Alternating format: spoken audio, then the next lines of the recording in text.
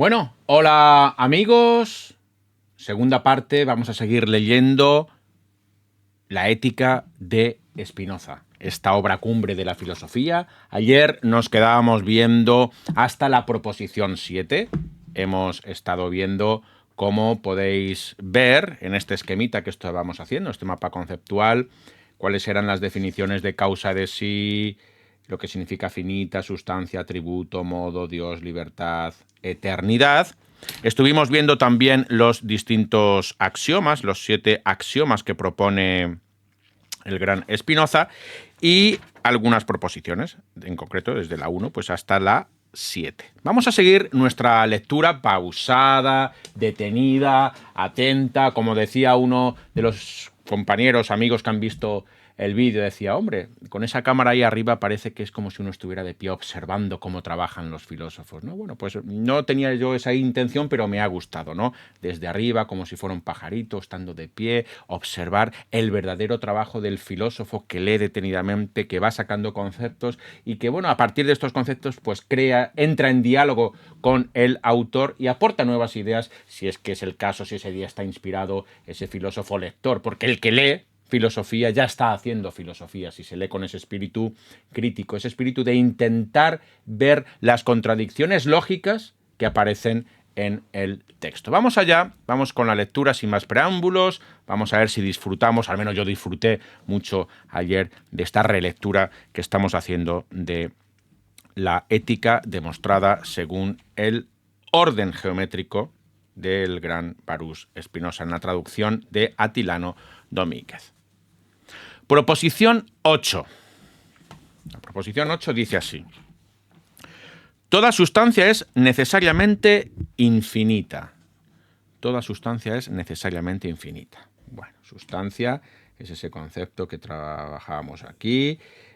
Finito frente a infinito. Entonces, sustancia e infinito. Toda sustancia es infinita. Y vamos a ver. ¿Cuál es la demostración que dice Spinoza? Dice, sustancia de un cierto atributo no existe más que una. Y eso viene dado por la proposición del capítulo 1, que es el que estamos viendo, la 5. La proposición 5.1. Vamos a ver, vamos a recordar cuál era esa proposición 5. Dice, en la naturaleza no puede haber dos o más sustancias de la misma naturaleza o atributo. Entonces, en base a esta proposición que ya estuvimos comentando ayer, repito, en la naturaleza no puede haber dos o más sustancias de la misma naturaleza o atributo. Entonces, en base a esta proposición, en la 8 dice, sustancia de un cierto atributo no existe más que una. Eso se dijo en la 5, ¿verdad? Pues, y a su naturaleza pertenece el existir. Y eso de que a su naturaleza pertenece el existir viene por la proposición 7, que es justo la anterior. A la naturaleza de la sustancia pertenece el existir, que veíamos ayer, ¿de acuerdo? Por tanto, por la proposición 5 y por la proposición 7 queda demostrado que toda sustancia es necesariamente infinita. Y aclara más, dice Spinoza, a su naturaleza pertenecerá pues el existir. Y el existir puede ser o finito o infinito. Dice, como finita o infinita. Pero no como finita. Ya que, o sea, como finita en el sentido de que tiene fin, que está delimitada, que es finita, está contenida en algo, ¿de acuerdo? Entonces, a su naturaleza pertenecerá, pues, el existir como finita o como infinita. Pero no como finita, ya que por la definición 2 de este capítulo 1, vamos a ver qué era la definición 2. La definición 2, exactamente finito, esto que tenemos aquí también en nuestro mapa conceptual, se llama finita en su género aquella cosa que puede ser limitada por otra. Es decir, no puede ser finita porque está limitada, ya que por la definición 2, entonces debería ser limitada por otra de la misma naturaleza.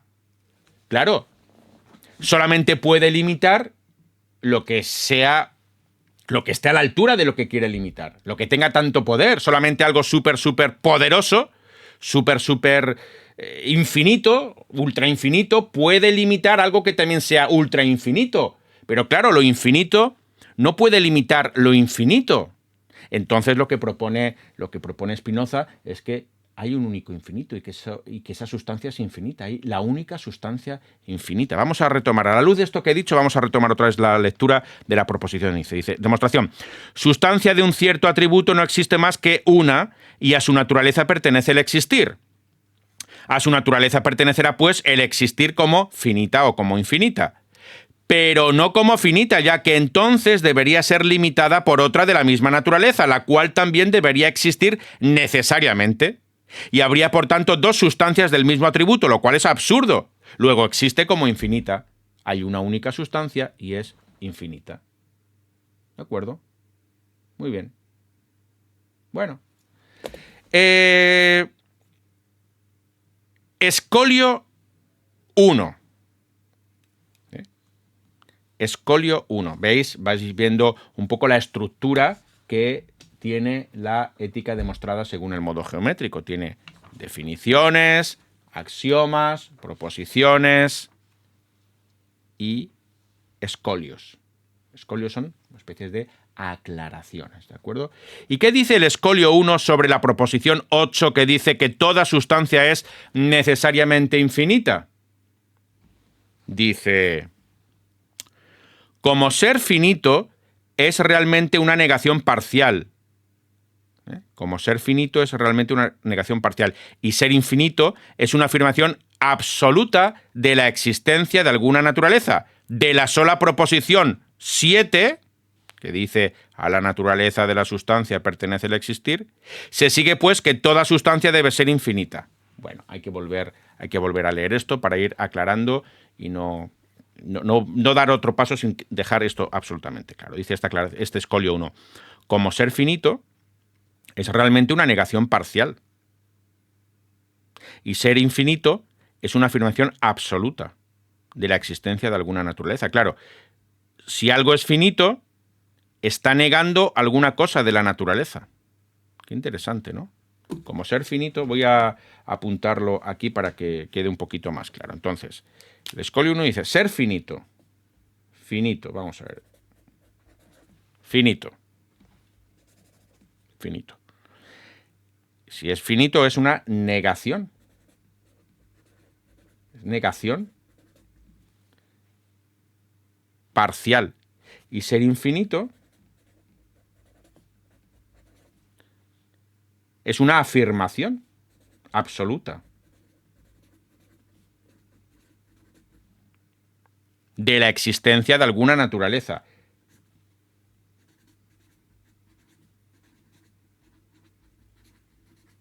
¿De acuerdo? Entonces tenemos, como ser finito es realmente una negación parcial. Como ser finito es una negación que es, claro, parcial, de una parte, ¿no? Parcial. Y como algo que es infinito es absolutamente, es una afirmación, pero no parcial, sino absoluta. Absoluta. ¿De qué? Negación de alguna naturaleza. O afirmación de una naturaleza. Por lo tanto, lo infinito es la afirmación de la naturaleza. Naturaleza. ¿Os acordáis el otro día que estábamos acercándonos a ese concepto de Deus sive natura que decía Spinoza, ¿no? El Dios o naturaleza. Es lo mismo. Dios es la naturaleza es Dios, Dios es todo, la naturaleza es todo. Hay esa acusación de panteísmo. Y aquí nos estamos acercando a ese concepto que vendrá más adelante, pero viene a decir eso, ¿no? Como ser finito es realmente una negación parcial y ser infinito es una afirmación absoluta de la existencia de alguna naturaleza. Se sigue, pues, que toda sustancia debe ser infinita. Toda sustancia debe ser infinita. Porque lo finito tiene que ver con la negación. Con decir, yo soy esto, pero no soy esta otra cosa. Hay que negar partes de la naturaleza que no es. Este bolígrafo es finito. ¿Por qué este bolígrafo es finito? Porque no es este otro bolígrafo, o porque no es el libro, o porque, niega parte de la naturaleza. Sin embargo, lo que es infinito no está negando. Se afirma absolutamente. Se afirma absolutamente. Es lo absoluto.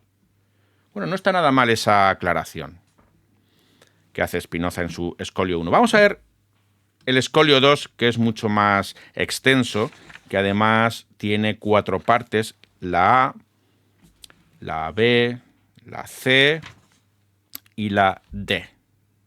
Vamos sin miedo a adentrarnos en ese escolio 2 acerca de que toda sustancia es necesariamente infinita. La sustancia es infinita. ¡Wow! Es que es una afirmación portentosa y que tiene unas implicaciones tremendas en la forma en considerar nuestra vida, nuestra existencia, el cosmos, etc. Escolio 2. A.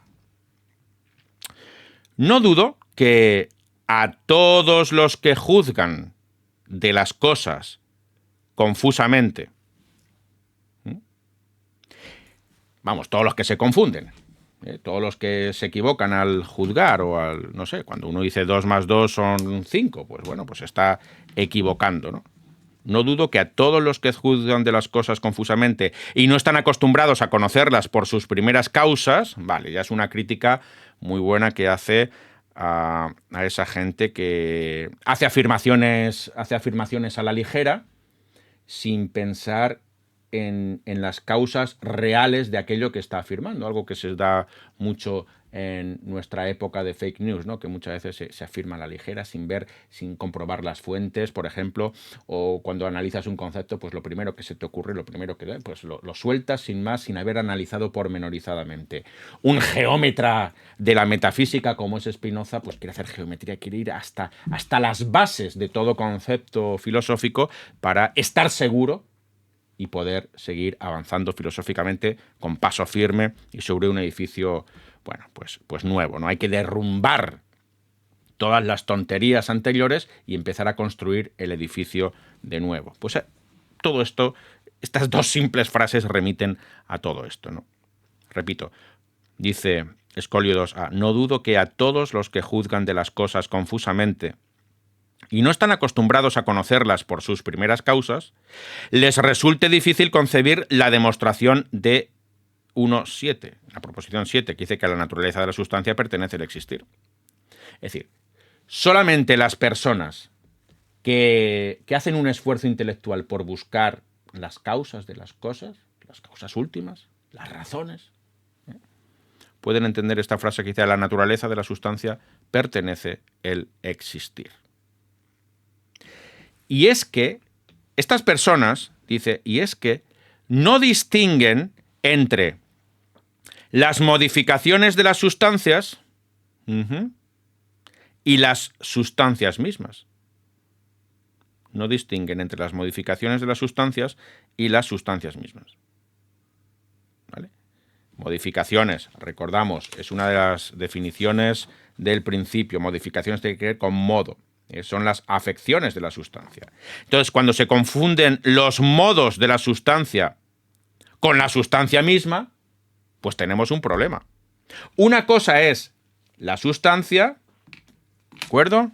Una cosa es la sustancia que tenemos aquí y otra cosa son los modos. Y no son nada iguales. No tenemos que confundirlo. ¿De acuerdo? Bien.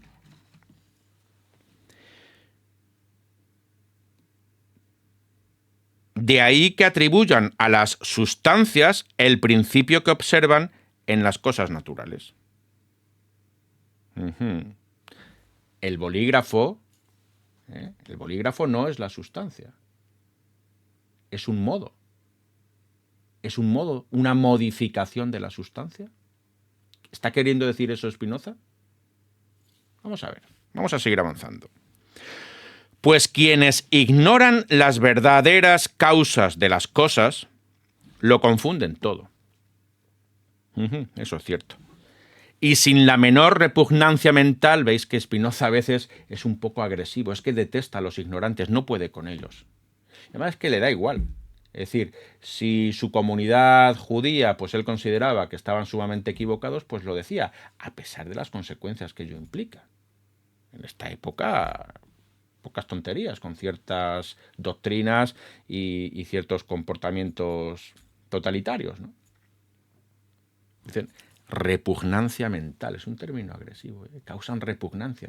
La ignorancia es verdad que cuando te paras a pensar en ella es que causa verdadero asco, pavor, repugnancia. A otros les causará pena en todo caso. Lo peor es que te cause indiferencia, porque si la indigencia mental te causa indiferencia, pues estamos abriendo el camino para que se extienda, probablemente, ¿no?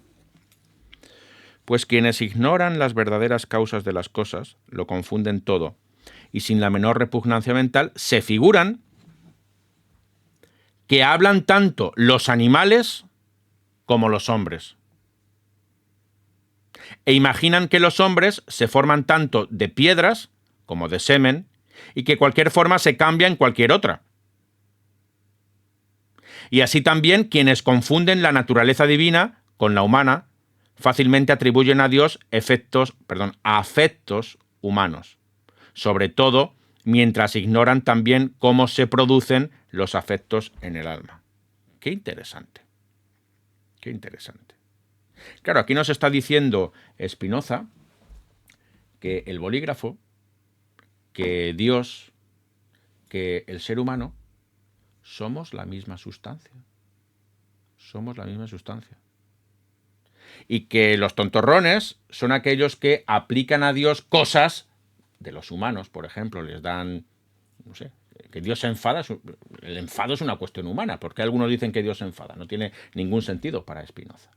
Eso es irreal. Cualquier persona que estudie un mínimo de teología o de filosofía y metafísica dice, eso es una tontería. Hombre, para el pueblo llano, ignorante, que no conoce las cosas, pues se le puede hablar en ese lenguaje que es un tanto pueril para niños, diría Spinoza, ¿no? Bien, que lo entiendan, ¿vale? Pero cuando uno es filósofo y quiere conocer las cosas de verdad, tiene que esforzarse por entenderlo, y Spinoza lo dice muy claro. No hay que confundir las cosas. Para él hay una única sustancia y distintos modos. Muy bien.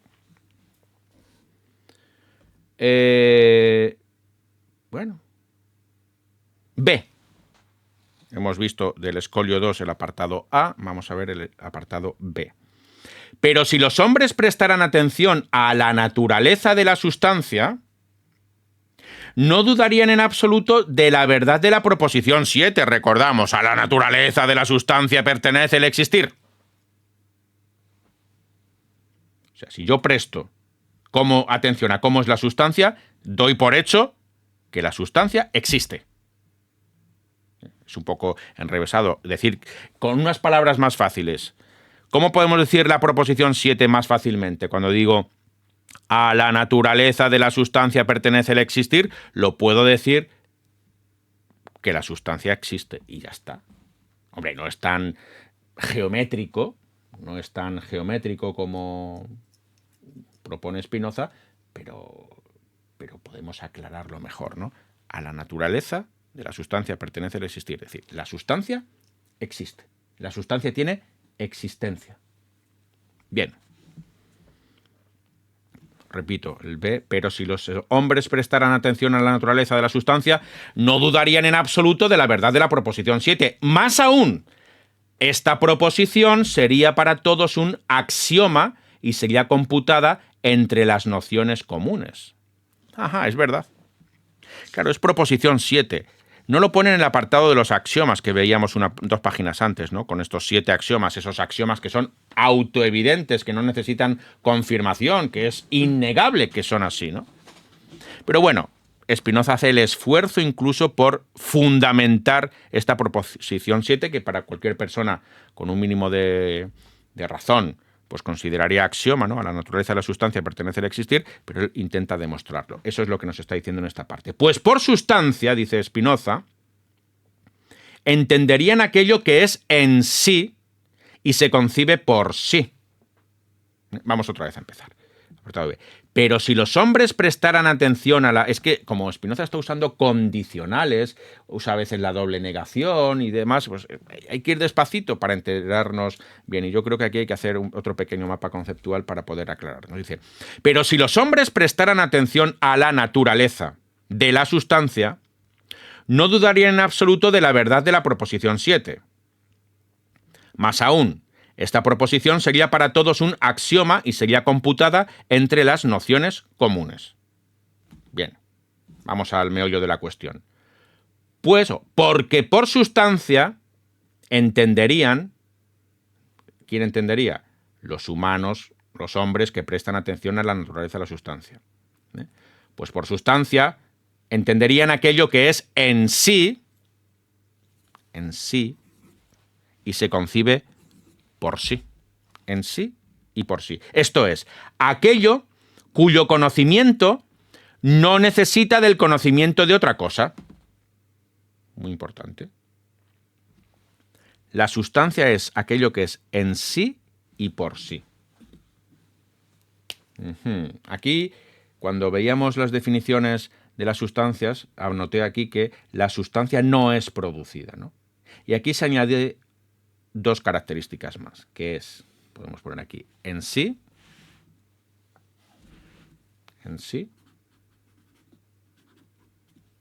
y podemos añadir también por sí. Es decir, la sustancia que es en sí y se concibe por sí. Es en sí. Se concibe por sí. Esto es, aquello cuyo conocimiento no necesita del conocimiento de otra cosa. La sustancia es autónoma, no necesita de otra cosa que la conozca, ni la sustancia necesita conocer a otra cosa. No hay nada más que conocer más que la sustancia. ¿De acuerdo? Por modificaciones, en cambio, modos, ¿no? Estamos aquí, entenderían aquello que es en otra cosa. ¿De acuerdo? Veíamos la diferenciación entre sustancia y modo, relacionado con las afecciones y demás, pero el modo tiene que ver, nos dice aquí, por modificaciones, en cambio, es aquello que es en otra cosa. En otra cosa.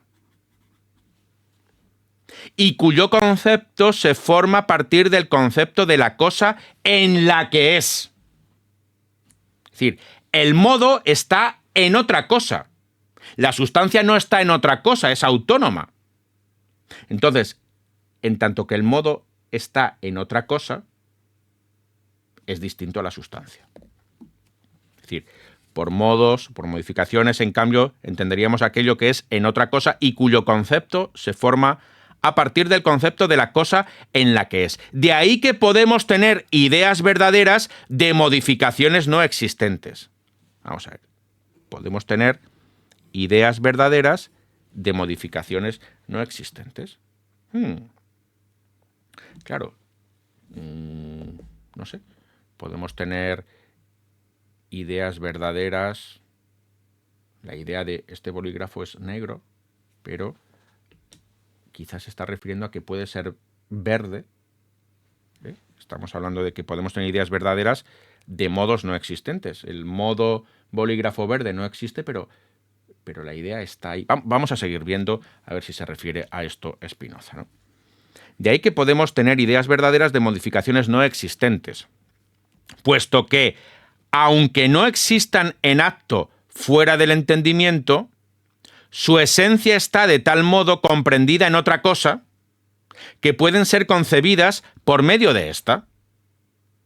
Esto quizás se remite al ejemplo del unicornio, ¿no? El unicornio. Puede ser.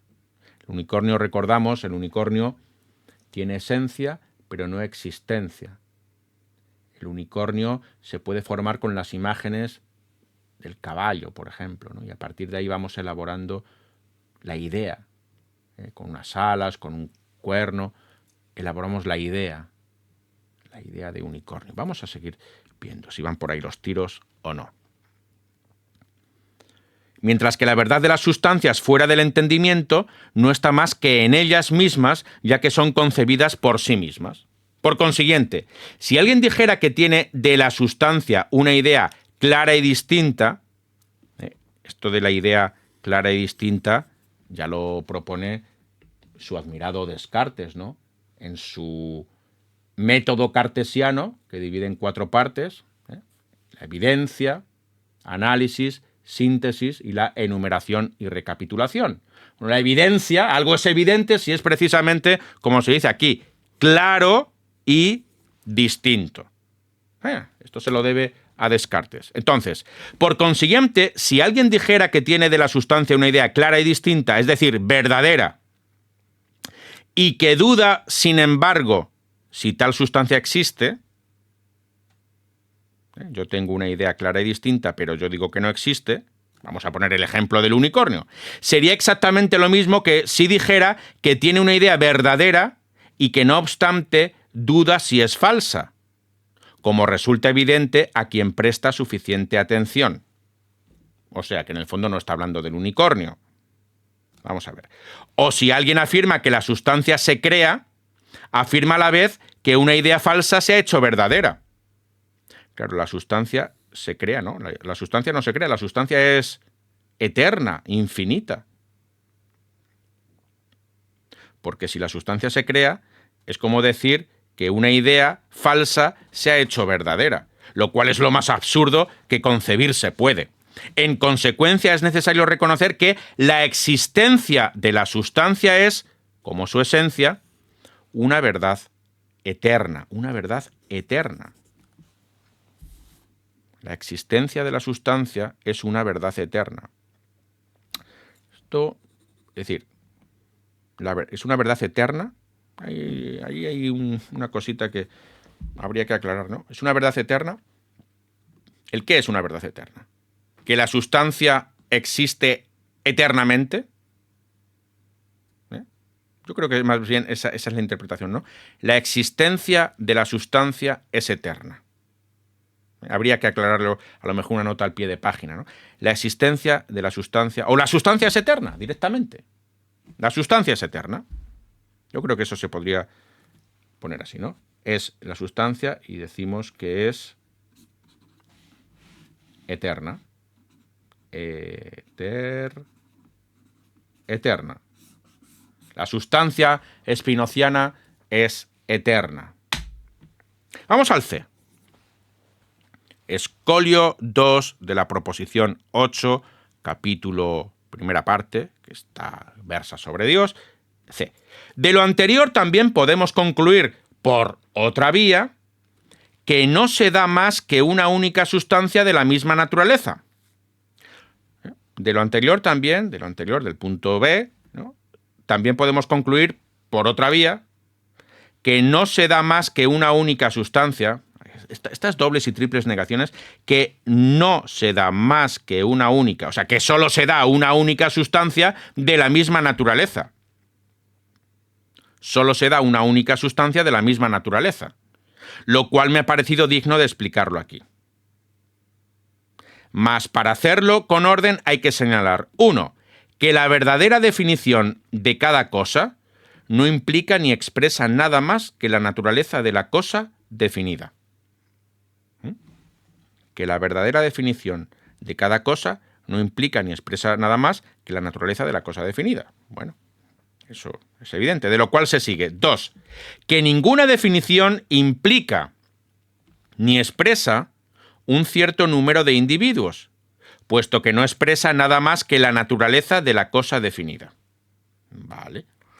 La definición del triángulo, por ejemplo, estos ejemplos a mí me gustan, porque es un nivel de abstracción tan alto que cuando se ven las cosas con ejemplos concretos ya podemos un poco aplicar ahí todo lo que de abstracto está diciendo Spinoza y entenderlo mejor. Vamos a ver si con el ejemplo del triángulo entendemos todo esto que dice. El triángulo, vamos a ver. Dice, la definición del triángulo, por ejemplo, no expresa otra cosa que la simple naturaleza del triángulo y no un cierto número de triángulos. Vale, muy buen ejemplo, ¿de acuerdo? Vamos a ver, entonces ahora pensamos, a la luz del ejemplo del triángulo, que solo expresa la naturaleza del triángulo y no cierto número de triángulos, a ver por qué nos está diciendo todo lo anterior Spinoza. Vamos a volver a leer este Escolio 2c. Dice, de lo anterior también podemos concluir por otra vía que no se da más que una única sustancia de la misma naturaleza, lo cual me ha parecido digno de explicarlo aquí. Mas para hacerlo con orden hay que señalar, 1, que la verdadera definición de cada cosa, el triángulo, no implica ni expresa nada más que la naturaleza de la cosa definida. El triángulo expresa el triángulo. De lo cual se sigue que ninguna definición implica ni expresa un cierto número de individuos. El triángulo es el triángulo, pero no habla de triángulos, ¿vale? Puesto que no expresa nada más que la naturaleza de la cosa definida. Bien, el ejemplo del triángulo. 3. Hay que advertir que de cada cosa que existe se da necesariamente alguna causa determinada por la que existe. Cada cosa que existe es por una causa. Vale, eso lo entendemos. 4. Finalmente hay que señalar que esta causa por la que una cosa existe debe o bien estar contenida en la misma naturaleza y definición de la cosa existente. La causa puede ser causa sui, ¿no? Está dentro de la cosa. ¿Sí? De la cosa, a saber, porque su misma naturaleza pertenece al existir, o bien darse fuera de ella. Exactamente. Causa sui, dirá más adelante Spinoza, ¿no? Pues la sustancia es causa sui. Aristóteles, por ejemplo, decía, pues eso, bueno, o Santo Tomás, ¿no? Retomando a Aristóteles, ¿no? Dios es causa sui, la sustancia, o el primer motor inmóvil tiene que ser, pues eso, primer motor, tiene que ser una causa de sí mismo, causa sui. Y luego están las causas del bolígrafo, ¿no? El bolígrafo. ¿Cuál es la causa del bolígrafo? Pues el fabricante de bolígrafos. Una causa externa. Una causa interna y causa externa. Bien. D. Escolio 2, punto D, de la proposición 8, ya sabéis. Supuesto todo esto, se sigue que si existe en la naturaleza un cierto número de individuos, debe darse necesariamente una causa de que existan esos individuos. Muy bien, eso se entiende bien. Y no más ni menos. Una causa de que existan los individuos y no más ni menos. Si, por ejemplo, otro ejemplo, me gusta. Si, por ejemplo, existen en la naturaleza 20 hombres, que para mayor claridad supongo que existen simultáneamente y que no han existido antes otros en la naturaleza, ¿vale? No será suficiente para que expliquemos por qué existen 20 hombres, no será suficiente mostrar la causa de la naturaleza humana en general, sino que será necesario además mostrar la causa de por qué no existen más ni menos de 20. Ah, muy interesante. Ya que, por el punto 3, debe darse necesariamente para cada uno una causa de por qué existe. Aquí está diciendo, ¿no?, que hay que responder al por qué existe. Por qué existe no es lo mismo que decir cuál es la naturaleza del hombre. Ahora bien, esta causa, por los puntos 2 y 3, los puntos 2 y 3, claro, que son letras, ¿no? Supongo que, no sé, supongo los puntos 2 y 3 se está refiriendo al B y al C. Hombre, bueno, vale, puntos 2 y 3 no pueden estar contenidas en la misma naturaleza, ya que la verdadera definición del hombre no implica el número 20. Ajá. Por consiguiente, por el punto 4, pero el punto 4 supongo que es este, ¿no? El D. Por el punto 4, la causa de que existan esos 20 hombres y por lo tanto de que exista cada uno en particular, debe darse necesariamente fuera de cada uno de ellos. A ver. La causa de que existan esos 20 hombres y por lo tanto de que exista cada uno en particular debe darse necesariamente fuera de cada uno de ellos. ¿Vale? El hombre no existe por sí mismo, sino que está fuera y como hay 20... Bien. Hay que concluir, pues, en general, que todo aquello de cuya naturaleza pueden existir varios individuos debe tener necesariamente una causa exterior para que ellos existan. Vale, muy bien. Pues los hombres, como, bueno, ahora en el planeta somos 7.000, 8.000 millones de seres humanos, en tanto que hay tantos, bueno, aquí habla Spinoza de 20, pero si algo puede ser 20, o en este caso 7.500 millones, 8.000 millones de seres humanos, entonces hay que concluir que es causado por otra cosa. Bueno, esto es un punto que se merece cierta crítica, ¿no? Claro, pero no le falta razón.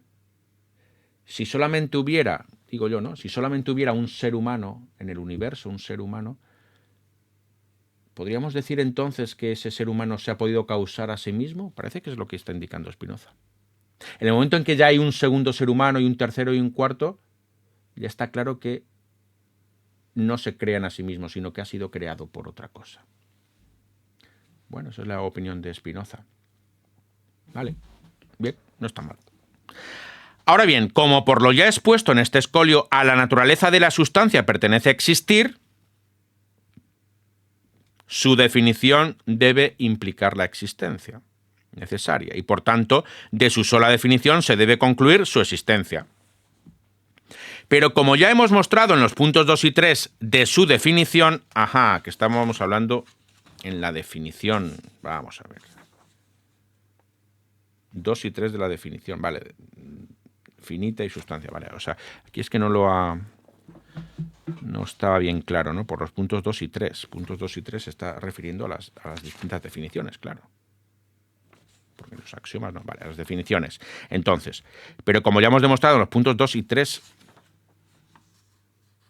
como hemos demostrado en los puntos 2 y 3. Entonces, demostrado, si se refiere a demostrado, estará hablando de proposiciones. ¿Veis este tipo de diálogos con uno mismo acerca de cómo interpretar cuando se refiere a puntos 2 y 3?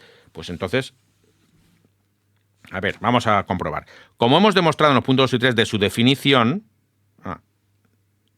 pero de su definición, esto estaba entre paréntesis, vamos a ver, pero de su definición no se puede seguir la existencia de varias sustancias. Puntos 2 y 3.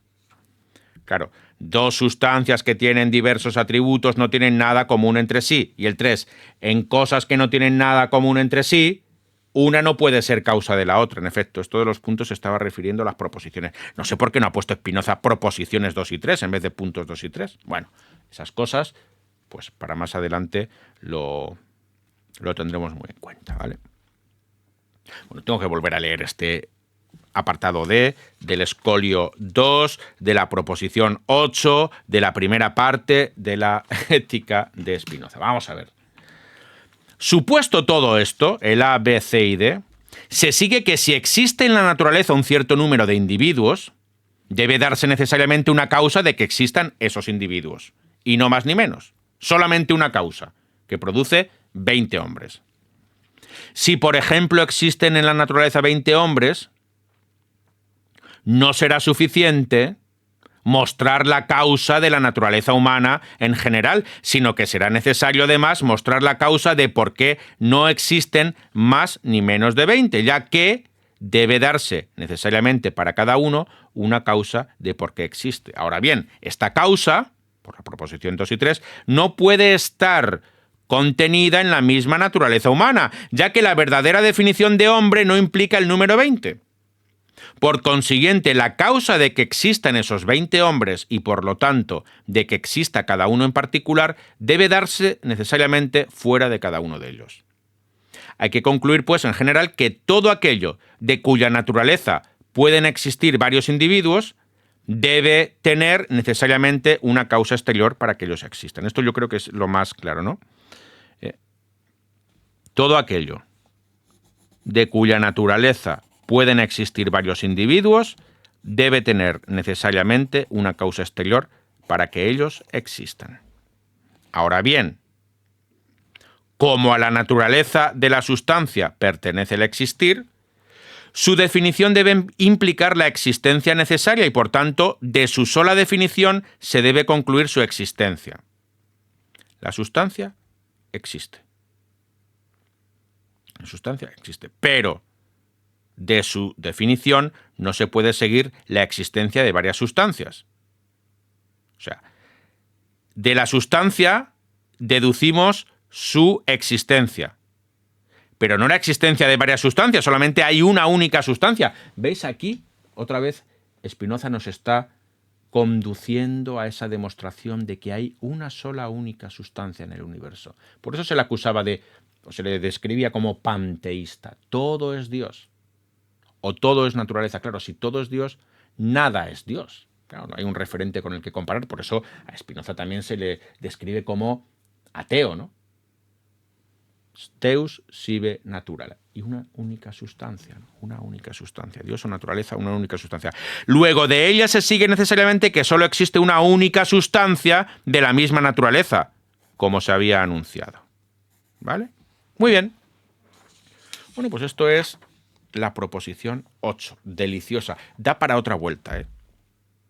Hemos adelantado bastante, pero da para otra vuelta, para otro repaso, para ir interiorizando muchos de los conceptos. Esto es una lluvia de ideas, de conceptos. Luego, si alguien está viendo esto, se irá a dormir, si lo ha escuchado, y empezarán en los sueños a aflorar estos conceptos, empezaréis a pensar, incluso si estáis dos viendo esto, pues dialogáis sobre esto a lo mejor en el parque o donde sea. Oye, esto es maravilloso, esto es maravilloso. Vamos a ver. Proposición 9. A ver, proposición 9 dice, cuanta más realidad o ser tiene cada cosa, tantos más atributos le pertenecen. Esto es evidente bastante, ¿no? Cuanta más realidad o ser tiene una cosa, tantos más atributos le pertenecen. Claro, así, antes de leer, bueno, aquí ni siquiera da una explicación, ni da porque es evidente, y es evidente por la definición 4, que era la definición de atributo. Por atributo entiendo aquello que el entendimiento percibe de la sustancia como constitutivo de su esencia. Por tanto, este bolígrafo, cuanta más realidad tiene algo, más atributos le pertenecen. ¿Qué atributos tiene esto? Bueno, pues a lo mejor tiene color rojo, que tiene lámina, que no sé qué. Pero si fuera un super bolígrafo que puede dibujarte en el ordenador y demás, pues tendría más atributos. Es decir, cuanta más realidad, cuanto más grande es, cuanto más ser tiene, pues más atributos. Bueno, eso es evidente. No hay que entrar en mayores discusiones. Proposición 10. Bueno, estaba pensando, oye, un escarabajo, una mosca, un mosquito, lo matas, es mínimo, ¿no? Su realidad es absolutamente mínima. Tiene pocos atributos, ¿no? Si empiezas uno a analizar con el microscopio y demás, empieza a ver la gran complejidad. Así que nada, cuanta más realidad o ser tiene una cosa, tantos más atributos le pertenecen. Proposición 10. Cada atributo de una misma sustancia debe ser concebido por sí mismo. Cada atributo de una misma sustancia debe ser concebido por sí mismo, el atributo. Vamos a entender atributo como atribución, como calificación, como adjetivo, como característica de algo, ¿no? Para entendernos un poco más. Cada atributo debe ser concebido por sí mismo. Entonces, vamos a ver, este bolígrafo tiene esta cosita roja, ¿vale? Esta cosita roja, que es un atributo, pero tiene que ser concebido por sí mismo, no como perteneciente al bolígrafo, sino como algo independiente, parece que nos está indicando Spinoza. Vale, demostración. Atributo, en efecto, es aquello que el entendimiento percibe de la sustancia como constituyendo su esencia. Por tanto, por la definición 4, a ver, otra vez la definición 4, recordamos que era el atributo, ¿no? Por la definición 4 y por la definición 3 de sustancia, recordamos, sustancia. Entiendo por sustancia aquello que es en sí se concibe por sí, es decir, aquello cuyo concepto no necesita el concepto de otra cosa por el que deba ser formado. Bien.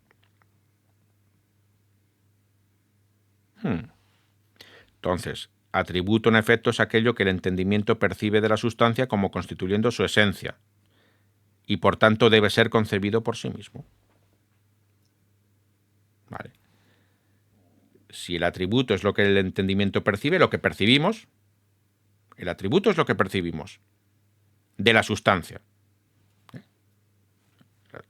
O sea, tenemos, esto nos remite también al noúmeno de Kant, a lo noético, noemático de Husserl. Aquí están las bases, en Spinoza, curiosamente. Entonces, el bolígrafo, lo que percibo de esta sustancia, de esta parte de la sustancia que es un bolígrafo, lo que percibo pues son los atributos.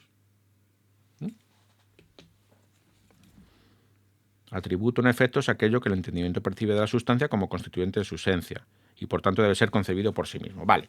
Escolio. Vamos a ver la aclaración que hace de la proposición 10. Por lo dicho, está claro que aunque dos atributos sean concebidos como realmente distintos, a saber, uno sin ayuda del otro, no podemos, sin embargo, concluir de ahí que constituyen dos entes o dos sustancias diversas. Pues pertenece a la naturaleza de la sustancia que cada uno de sus atributos se conciba por sí mismo, dado que todos los atributos que tiene estuvieron siempre simultáneamente en ella, y ninguno pudo ser producido por otro, sino que cada uno expresa la realidad o el ser de la sustancia. Está pues muy lejos de ser absurdo atribuir varios atributos a una sola sustancia. Es decir, que se pueden atribuir varios atributos a una sola sustancia. Vamos, que la sustancia puede tener varios atributos. Aún más, nada hay más claro en la naturaleza que esto. Vamos a ver. Que cada ser debe ser concebido bajo un atributo. Vale. Cada ser, si esto consideramos que esto es un ser, el bolígrafo, lo concebimos bajo un atributo. Pues que es negro y rojo y blanco. Bien. Que cada ser debe ser concebido bajo un atributo y que cuanta más realidad o ser tenga, más atributos que expresen necesidad o eternidad e infinitud tendrá. Y que en consecuencia el ser absolutamente infinito necesariamente debe ser definido. Como dijimos en la definición 6. A ver. Por Dios, ¿no? 6. Por Dios entiendo el ser absolutamente infinito, es decir, la sustancia que consta de infinitos atributos, cada uno de los cuales expresa una esencia eterna e infinita. Bien. Por tanto, vamos a ver otra vez. Que cada ser debe ser concebido bajo un atributo y que cuanta más realidad o ser tenga, más atributos que expresen necesidad o eternidad e infinitud tendrá, y que en consecuencia el ser absolutamente infinito necesariamente debe ser definido como un ser que consta de infinitos atributos. Claro. Lo infinito tiene infinitos atributos, cada uno de los cuales expresa una cierta esencia eterna e infinita. Mas, si alguien pregunta ahora por qué signo podremos reconocer entonces la diversidad de las sustancias, que lea las proposiciones siguientes, las cuales muestran que en la naturaleza no existe más que una única sustancia y que ésta es absolutamente infinita, por lo que en vano se buscaría tal signo. Y aquí llegamos a uno de los pensamientos clave de Spinoza. La naturaleza tiene una sola sustancia y que es infinita. ¿De acuerdo? La proposición 10, una de las más importantes de la ética de Spinoza, ¿no? Entonces, naturaleza